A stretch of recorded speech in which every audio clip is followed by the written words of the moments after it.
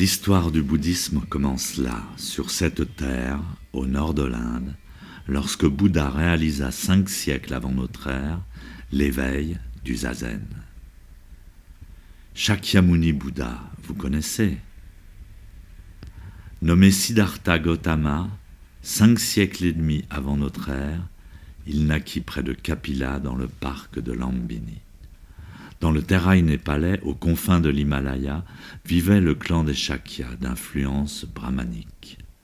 C'est de là que lui vient son nom, Shakyamuni, le sage du clan des Shakyas, par lequel il est connu par-delà de l'Occident. Il eut pour père Kshatriya, c'était le roi Suddhodana, et sa mère s'appelait Maya.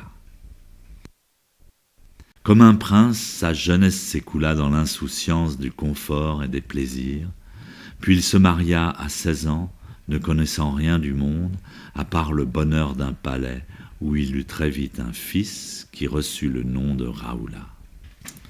Mais bientôt les révélations résultantes de ses escapades en dehors de son beau palais lui firent voir la réalité, la vieillesse, la maladie, la souffrance et la mort. Il découvrit en lui ce sentiment de tristesse et d'angoisse qu'on nomme le dégoût du monde. Comme beaucoup à son époque, trouver une voie spirituelle, conquérir l'immortalité, aurait pu résoudre ce problème. En l'an 537 avant Jésus-Christ, âgé donc de 29 ans, il quitta son palais doré et puis sa ville natale pour adopter sans aucun doute la vie de religieux errant.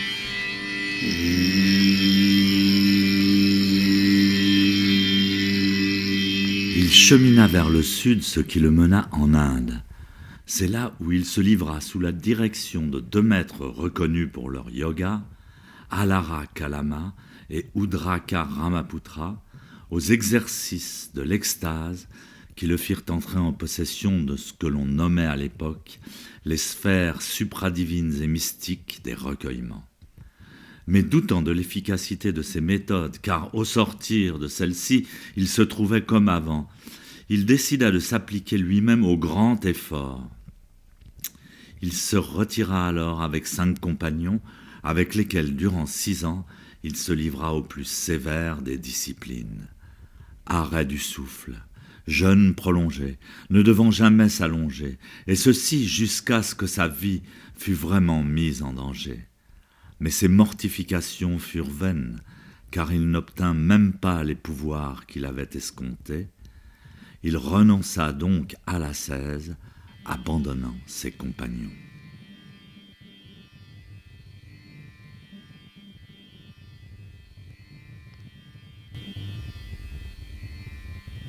Demeuré seul, Shakyamuni allait-il abandonner ? Était-il près du triomphe ou bien risquait-il la mort ? Il était vraiment épuisé, acceptant malgré toutes les règles des mets que lui offrit une jeune fille, il reprit peu à peu des forces. S'étant lavé dans le fleuve un soir, il décida de s'asseoir sous l'arbre de la Bodhi et d'y rester jusqu'à la mort, ou bien jusqu'à l'obtention du merveilleux fruit religieux. Il resta donc assis bien droit et ne fit plus que zazen, au lieu de se concentrer et de diriger son esprit vers les sphères supradivines, comme le lui avaient enseigné ses anciens maîtres. Il se contenta de se dépouiller du corps et de l'esprit lui-même, découvrant ainsi le mystère de la mort, de la renaissance et de la suppression de tout attachement dans le monde des apparences. Au cours de ces jours mémorables, 49 au total, sans quitter sa méditation, il réalisa la sublime et parfaite illumination qui fit de lui un Bouddha, le Bouddha Shakyamuni.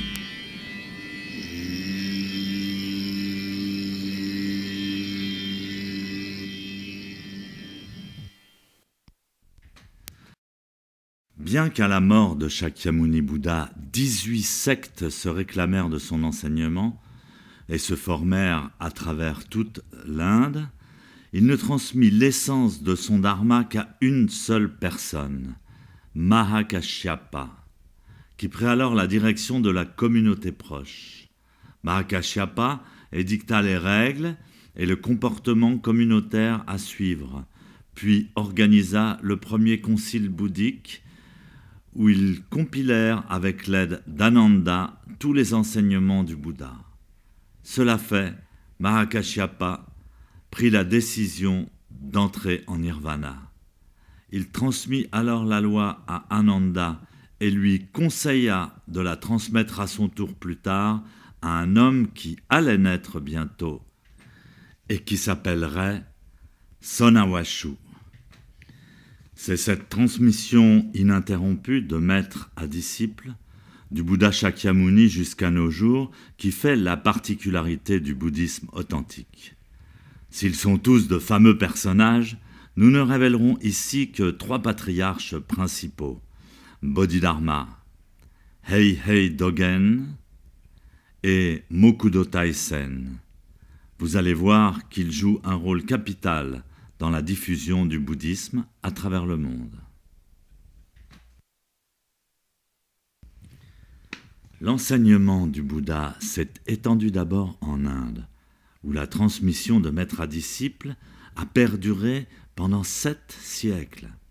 Bodhidharma, héritier de cette transmission et 28e successeur de la lignée, amena alors le bouddhisme authentique en Chine, où il fut également transmis de maître à disciple pendant 7 siècles. Dogen, à son tour, après de longues pérégrinations, ramena la transmission de Chine au Japon, où encore, durant 7 siècles, elle fut léguée de maître à disciple. C'est au début des années 60 que Mokudo Taisen, appelé par les grands maîtres japonais le Bodhidharma des temps modernes, mieux connu sous l'appellation de maître Deshimaru, amena à son tour le véritable bouddhisme en France et dans tout le monde occidental.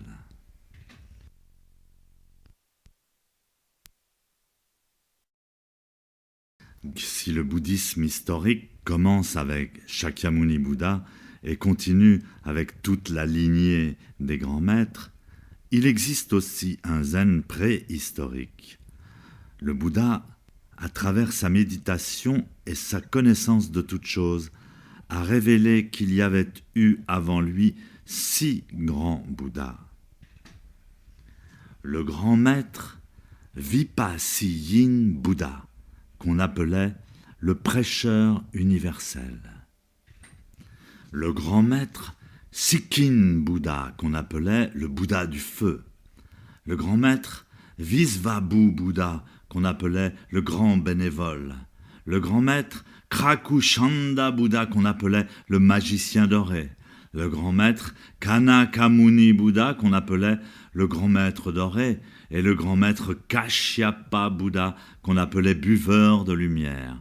Shakyamuni Bouddha était donc le 7e patriarche de cette transmission.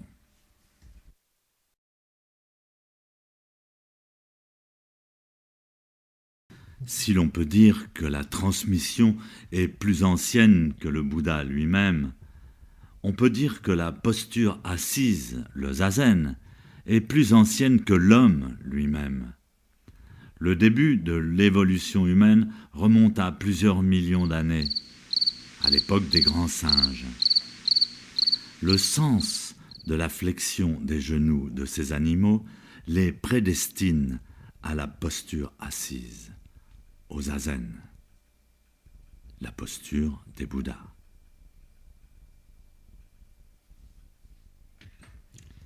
Après avoir pratiqué une longue période de zazen, on peut observer que le mode de redressement du pratiquant qui se lève pour pratiquer la marche du Kinnin correspond significativement à la longue et lente évolution de la posture assise à la station debout, du singe à l'homme. Le Kinnin, dans ce schéma d'évolution, est l'apothéose de la station verticale debout. La posture du surhomme des bodhisattvas, la marche héroïque.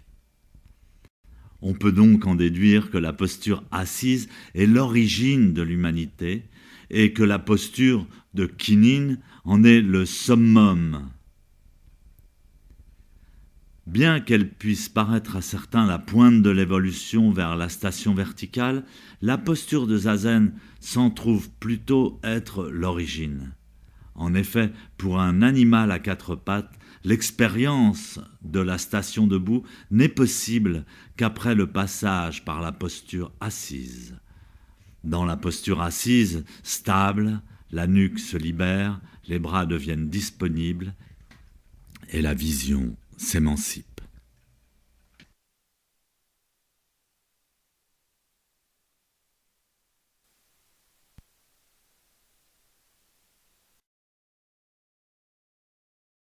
Grâce à l'archéologie moderne, on a retrouvé des traces qui suggèrent l'existence de la posture de Zazen dans des lieux et à des époques antérieures à la venue des patriarches.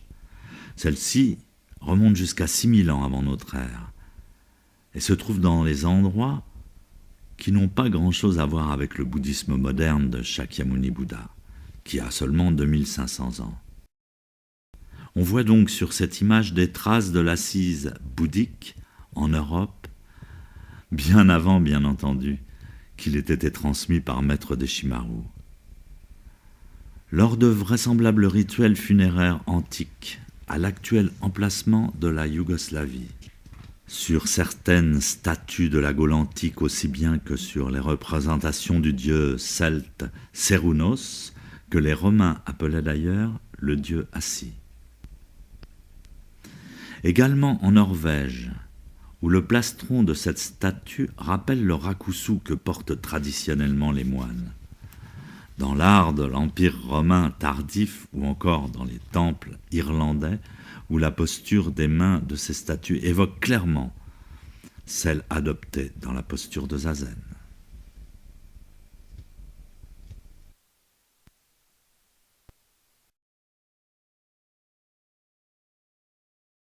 Nous avons la chance, grâce à Maître Deshimaru, d'avoir reçu l'enseignement tout à fait pur, la moelle du bouddhisme, comme il le disait lui-même.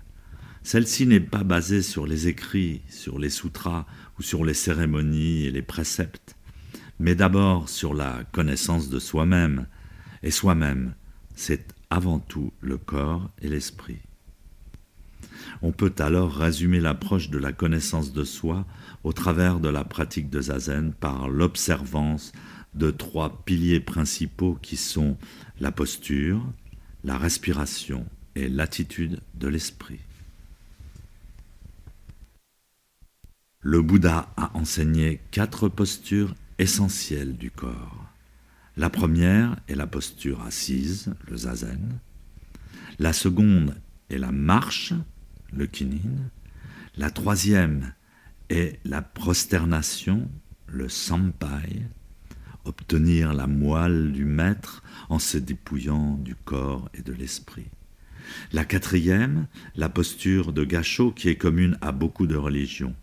Comme je l'ai déjà dit, l'enseignement authentique du bouddhisme passe par le corps tout entier et le comportement tout entier avant même de passer par la compréhension intellectuelle.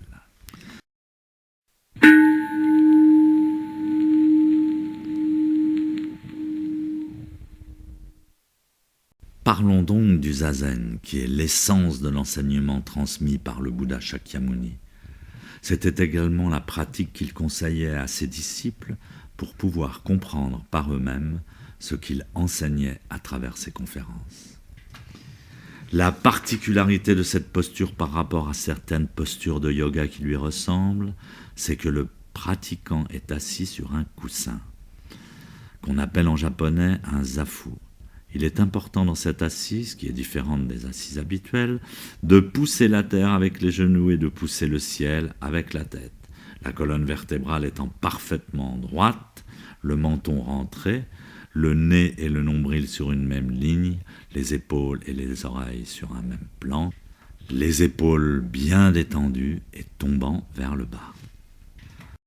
Le regard posé à 45 degrés vers le sol, les yeux sont mi-clos, le bassin légèrement basculé vers l'avant, ce qui permet au diaphragme et à toute la masse abdominale de se détendre. Le menton est rentré et la nuque bien étirée.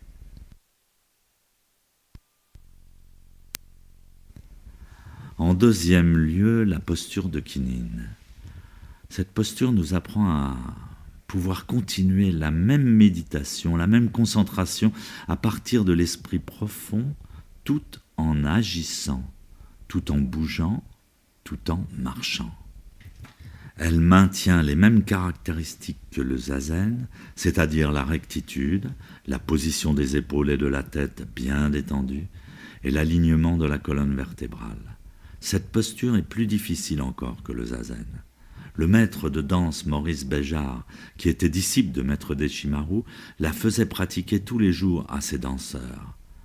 La particularité de Kinhin est d'être une marche très lente, où l'on avance par petits pas d'un demi-pied, et d'être rythmé par la respiration elle-même. La troisième posture est le Sampai. Il est dit dans les textes anciens que l'on obtient la moelle du maître par le Sampai. En japonais, san veut dire 3, pai veut dire prosternation. En général, on effectue 3 prosternations, mais on peut en faire 9, on peut en faire 100, on peut en faire 1000. Au moment de cette prosternation, on doit abandonner toute pensée et se dépouiller du corps et de l'esprit individuel. La quatrième posture s'appelle en japonais le gassho. Commune à de nombreuses religions, c'est la posture de la prière. Elle représente la non-polarisation de la conscience, relier l'hémisphère gauche et l'hémisphère droit, relier le cervelet et le cerveau frontal. Cette posture nous aide à concentrer notre esprit en un seul élan et ainsi à joindre notre esprit à celui de Bouddha ou de Dieu. On l'utilise pendant les cérémonies, pendant les prières. Elle est efficace instantanément.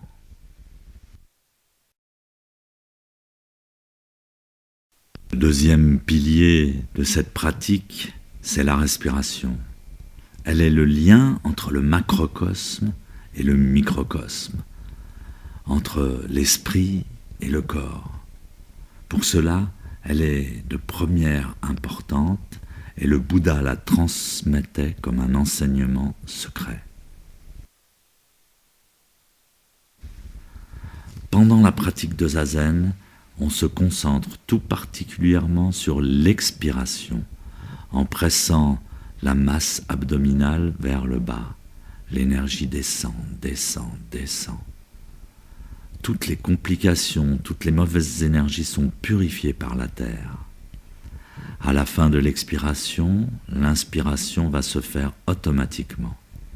Et on reçoit l'énergie pure qui vient de la terre. Elle remonte jusqu'aux poumons et ouvre tous les centres vitaux. Après un certain temps de cette pratique, la respiration devient universelle et nous relie à la terre et au ciel.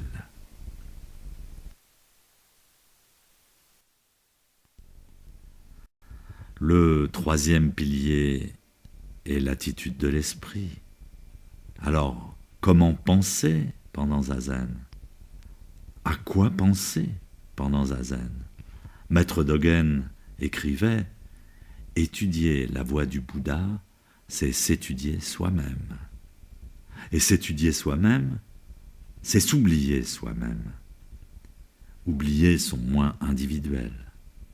S'oublier soi-même, c'est être certifié par toutes les existences du cosmos. » Dans le Fukan Zazengi, il dit encore « Il faut penser sans penser. » Comment pense-t-on sans penser? Hishiryo, en japonais, la pensée absolue, bien au-delà de la pensée ordinaire. Cela est en soi l'art essentiel du zazen.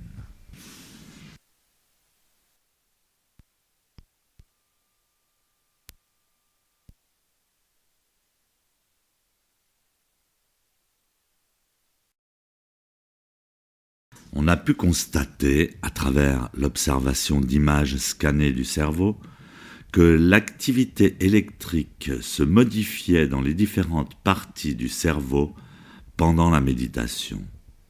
On a aussi pu constater que le cerveau des pratiquants chevronnés était modifié par rapport à celui des personnes ordinaires.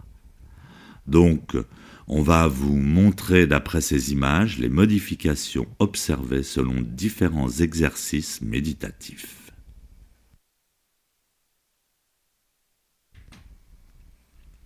À gauche, vous avez donc une image du cerveau dans l'état ordinaire. À droite, vous pouvez noter les modifications qui s'opèrent dans un état de méditation. Ici, sur l'image de droite, vous pouvez voir que l'activité du lobe frontal, et plus particulièrement de la glande pituitaire, est plus intense qu'à l'état normal du repos. Par contre, la partie postérieure droite du cerveau est moins active. La déduction qui est faite de ces résultats est que lorsque l'on se concentre sur le lobe frontal, le troisième œil, comme on dit, la perception de l'espace et du temps diminue. De tels aspects de la méditation peuvent aujourd'hui être mis en évidence par l'imagerie scientifique.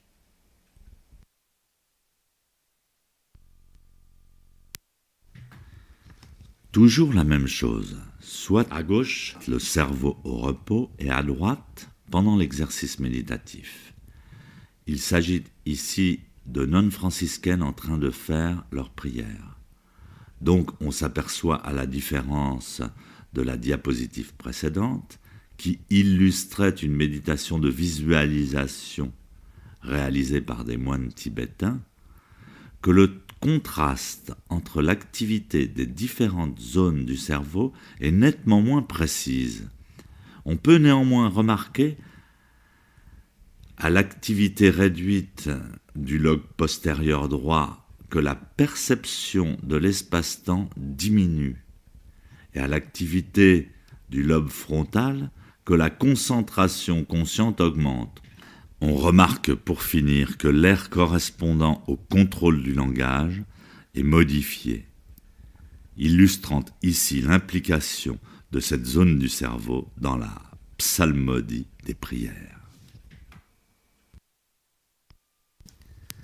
Il a également été mené de nombreuses expériences sur l'activité du cerveau lors de la pratique de la méditation zen, principalement à l'université de Komazawa au Japon. En 1977, Maître Deshimaru s'est prêté à une de ces expériences en direct sur les plateaux de Antenne 2.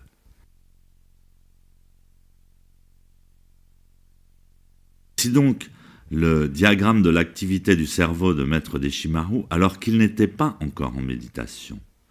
Étant entouré de beaucoup d'agitation, le public, les lumières, les micros, le maquillage, le diagramme affiche quelques sursauts, signaux de stress qui sont d'autant de témoins de l'activité légèrement éparse de sa concentration à ce moment.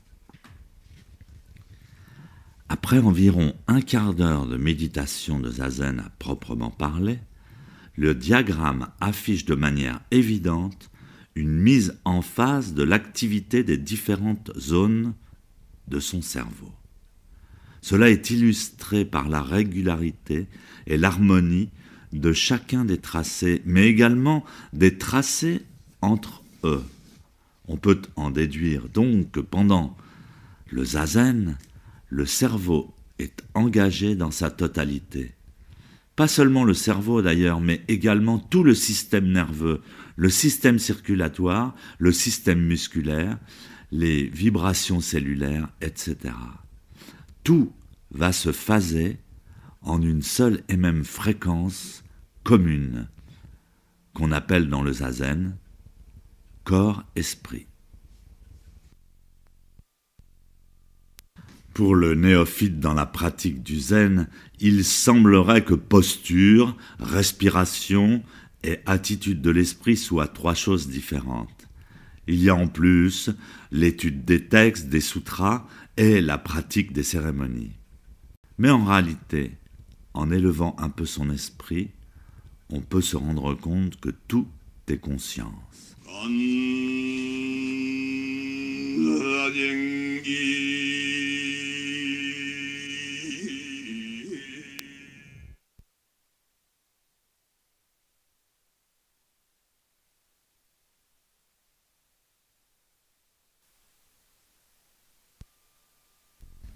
Vous pouvez admirer ce diagramme qui a été fait par le CERN. Au vu de ces schémas, on peut voir la physique comme une science qui nous est inaccessible.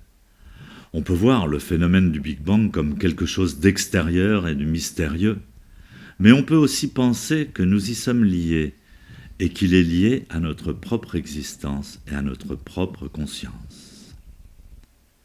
Observons ce diagramme. Il commence au point zéro, le néant. Mais attention, le néant n'est pas la vacuité. Le néant, on peut dire, c'est rien. Mais rien n'est pas quelque chose. Ce point zéro est un concept de ce qu'il pourrait y avoir avant qu'il y ait quelque chose. Donc c'est le point de départ de toute chose. Si on ne part pas du zéro, on ne peut pas avoir de point de départ. Donc au point zéro, supposé être avant le Big Bang, l'univers est potentialité pure.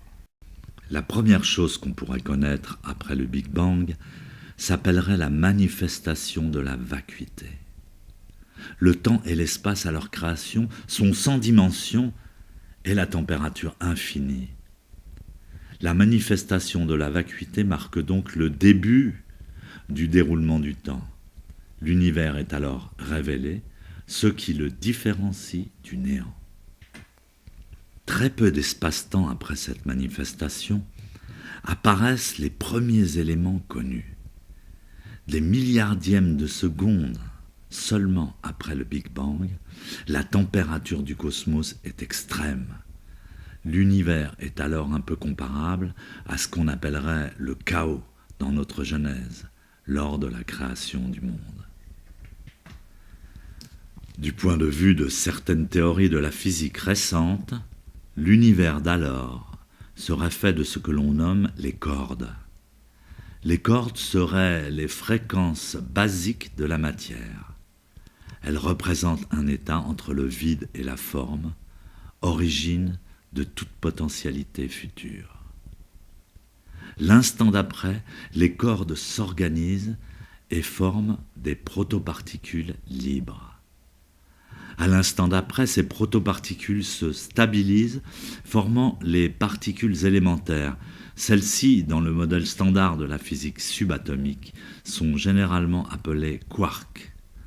Rapidement, ceux-ci s'assemblent, formant alors les protons ainsi que les neutrons, qui sont véritablement les constituants fondamentaux stables de la matière. 3 minutes après le Big Bang, la température reste extrême malgré sa baisse à 10 puissance 9 degrés. L'univers apparaît comme une soupe opaque alors que les protons et les neutrons s'associent en noyau simple. 300 000 ans, moins 3 minutes plus tard, la température a considérablement baissé, puisqu'il ne fait plus que 6000 degrés. Les électrons libres s'associent au noyau et forment ainsi les atomes. La lumière peut circuler librement et tout l'univers se met à briller. 1 milliard d'années plus tard, alors qu'il ne fait plus que 18 degrés, les atomes s'associent en structures complexes. Les galaxies se forment à partir des nuages de matière. L'univers devient majoritairement transparent. À l'époque actuelle, 15 milliards d'années après le Big Bang, le vide intersidéral est glacial. Les atomes sont organisés en molécules qui ont donné naissance à la vie sur les planètes. Les premières étoiles meurent. En temps linéaire, il aura donc fallu 15 milliards d'années pour que la conscience du Big Bang se manifeste dans une entité biologique. Et c'est maintenant. Et c'est nous. Il faut bien comprendre que si cette conscience se manifeste maintenant dans le temps linéaire, Elle se manifeste également maintenant de façon absolue. La conscience de ici et maintenant est donc au-delà du temps. En effet, d'où vient notre corps-esprit? Qu'est-ce que notre corps-esprit? En bref, que sommes-nous? Eh bien, nous vivons dans une galaxie. Le cosmos est en effet peuplé de galaxies, qui sont, pourrait-on dire, des nuages d'étoiles. Dans notre galaxie, par exemple, se trouve notre système solaire, avec donc la Terre et toutes les planètes que l'on connaît. Certaines de ces planètes peuvent devenir des biosphères où la vie devient possible. Elle se développe et avec elle la diversité biologique dont nous, les êtres humains, faisons partie. Donc l'individu que chacun d'entre nous est aussi une unité fonctionnelle de systèmes plus complexes. Regardons donc, si vous le voulez, de quoi est fait cette unité fonctionnelle qu'on appelle un individu. Laissons alors le macrocosme et plongeons dans le microcosme.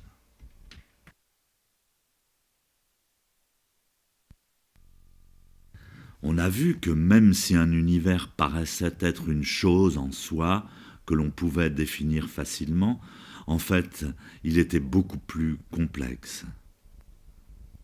Alors prenons pour point de départ, et comme exemple, l'homme, qui est une unité biologique que l'on pense pouvoir décrire très facilement.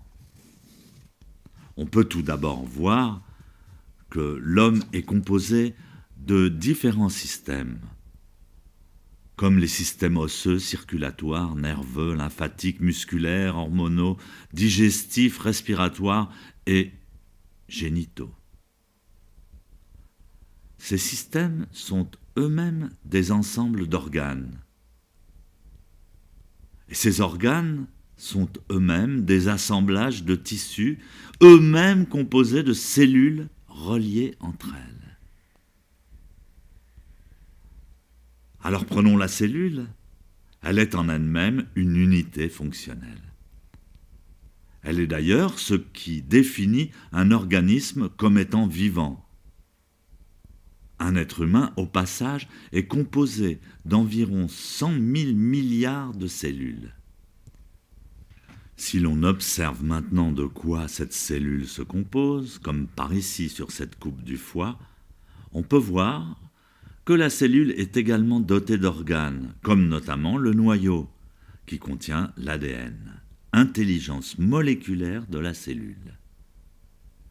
Les cellules communiquent entre elles de manière chimique ou électrique au sein d'une communauté que l'on nomme tout simplement un tissu, comme nous venons de le voir. Si d'apparence la cellule se trouve être une unité finie et apparemment facile à décrire, regardons tout de même de plus près. Qu'il s'agisse des membranes, du cytoplasme ou de l'ADN, toutes les structures cellulaires sont en fait des combinaisons moléculaires. Les protéines sont des molécules, l'ADN est une molécule, l'eau est une molécule. Il s'agit évidemment de ces mêmes molécules qui sont apparues quelques milliards d'années après le Big Bang. Elles forment aujourd'hui notre corps, comme elles formaient celui de l'univers il y a déjà 14 milliards d'années. Les molécules de grande taille sont composées de molécules de taille inférieure, qui sont elles-mêmes composées d'atomes. Atomes. On pourrait croire qu'enfin nous voilà arrivés à l'encontre de la plus petite unité de matière qui existe. Mais qu'est-ce qu'un atome ? Est-ce vraiment une structure finie ?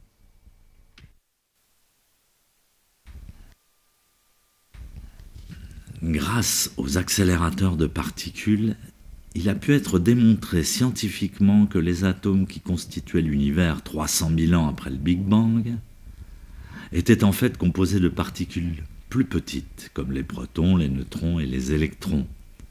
Ces mêmes particules formaient la soupe opaque qu'était l'univers quelques 3 minutes déjà après le Big Bang, vous vous souvenez.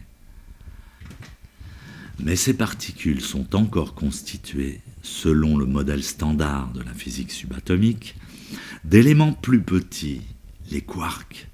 Selon les théories récentes des supercordes, il est également suggéré que les quarks eux-mêmes seraient à leur tour des manifestations des cordes. Les cordes représentent donc les éléments vibratoires primitifs, à l'origine potentielle de toute particule. C'est à ces niveaux microscopiques que toute observation ne peut se faire sans l'interférence d'un observateur. Essayez d'observer une corde, vous verrez un quark. Comprenez que jusqu'à présent, aucun procédé scientifique n'a permis la détection d'une structure apparentée à ce que l'on nomme une corde, ni même d'ailleurs un quark libre. L'existence de ces deux entités est en effet théorique, et leur plus grande réalité, outre toute la matière qui en découle, se résume à une construction physico-mathématique. Une corde est en fait la matrice d'une probabilité locale d'énergie. Un quark d'une probabilité locale de matière. Ni l'un ni l'autre ne sont détectables, mais sans eux, rien n'existe. On peut donc les comparer à la vraie nature dont parle le Bouddha. Tous ces éléments primaires contenus potentiellement dans la vacuité sont alors définis par l'observation que l'on en fait. Il en va de même pour la vacuité, qui se trouve être définie par la conscience que l'on en a. En effet, la vacuité, comme le disent Vimalakirti et Nagarjuna, est vide de vacuité. De facto, l'observation du point zéro crée la vacuité. Et l'observation de cette vacuité crée, au-delà des cordes et des quarks, tout ce qui s'ensuit. C'est ça le Big Bang. La création de l'univers par l'observation et la conscience d'ici et maintenant. Si la conscience du Big Bang a 15 milliards d'années, elle existe cependant de tout temps, ici et maintenant, à chaque instant. Le point zéro, le néant, que personne ne peut ni définir ni connaître, peut pourtant être réalisé. C'est ce que les Bouddhas nomment le nirvana.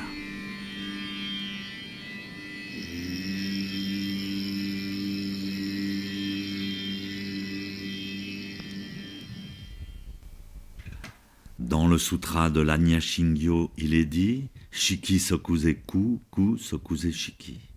Les phénomènes existent simultanément au vide, et le vide existe simultanément au phénomène. J'espère que les explications qui ont précédé vous le feront comprendre.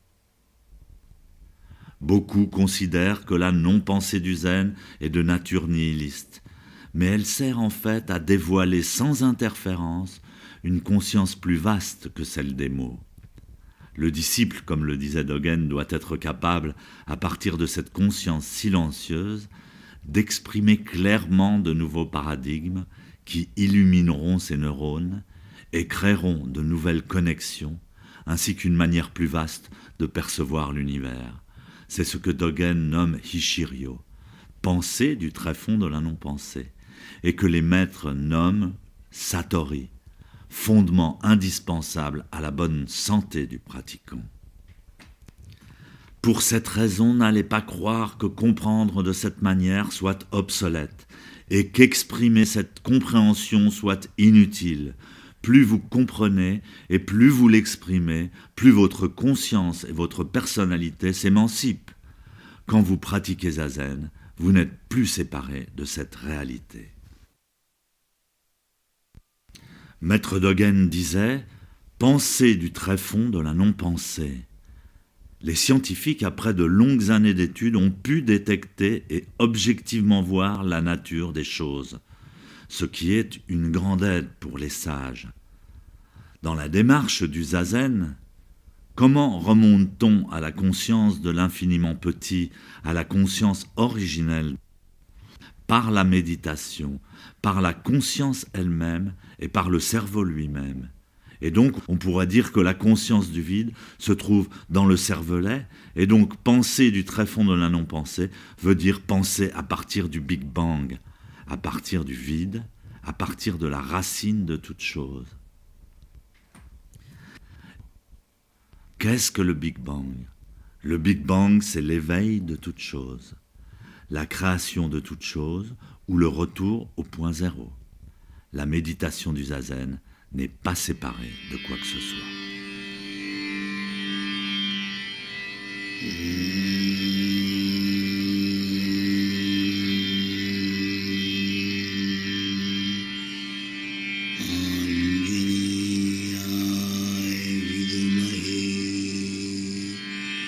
महाबलाय धीमहि